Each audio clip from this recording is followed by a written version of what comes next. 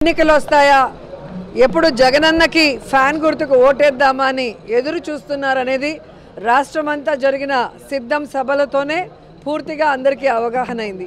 ఎందుకంటే ఆ సభల్లో మీరు చూస్తే కార్యకర్తలే కాదు, ప్రజలు కూడా, లబ్ధిదారులు కూడా ఏ విధంగా స్టార్ క్యాంపెయినర్లుగా ప్రతి నియోజకవర్గం నుంచి ఈరోజు లక్షలాది మంది వచ్చి జగనన్నతో మేమున్నాం, మేము మీ వెనుక సిద్ధంగా ఉన్నామని చెప్తుంటే నిజంగా చాలా హ్యాపీగా ఉంది.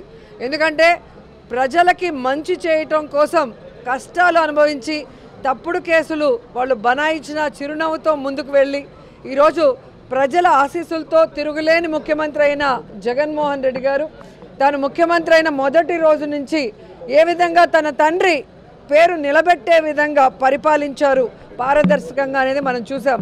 అందుకే ఈరోజు జగన్మోహన్ రెడ్డి గారు నేను మీ కుటుంబానికి మంచి చేశానని నమ్మితేనే నాకు ఓటేయండి అని దమ్మున్న నాయకుడిగా అడగటం జరిగింది. దేశంలో ఏ రాష్ట్రంలో ఏ ముఖ్యమంత్రి కూడా ఇంత దమ్ముగా ఎవరిని అడగలేరని కూడా ఈ సందర్భంగా తెలియజేసుకుంటున్నా.